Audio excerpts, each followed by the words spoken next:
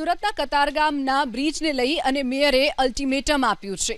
બ્રિજનું જે કામગીરી ચાલી રહી છે તેને લઈ અને અલ્ટિમેટમ અપાયું। સુરતના કતારગામના બ્રિજનું કામ ડિસેમ્બર સુધીમાં પૂર્ણ કરવા માટે મેયરે અલ્ટિમેટમ આપ્યું છે। ગજેરા સર્કલ પાસે નિર્માણાધીન રત્નમાળા ફ્લાયઓવરનું 33% કામ બાકી છે, જેને લઈ મેયર સ્થળ પર નિરીક્ષણ માટે પહોંચ્યા અને કોન્ટ્રાક્ટરને અલ્ટિમેટમ આપ્યું।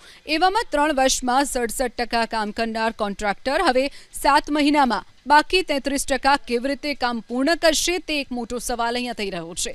તો આ તરફ કોન્ટ્રાક્ટરે મેન પાવર ઓછો હોવાનું રટણ કરી અધિકારીઓ મુજબ પાઇલિંગ સહિતનું કામ પૂર્ણ થઈ ચૂક્યું છે અને ગટર અને સ્લેબ ભરવાના બાકી હોવાથી 7 મહિનામાં કામ પૂર્ણ થઈ જશે। બ્રિજનું કામ 2022માં શરૂ થવાનું હતું, જે 30 મહિનામાં પણ પૂર્ણ કરવાનું હતું। 70 કરોડના ખર્ચે બની રહેલો આ બ્રિજ કતારગામથી અમરોલી તરફ જતા લોકો માટે ટ્રાફિકની સમસ્યાથી છુટકારો અપાવે તે સાબિત થઈ રહેશે।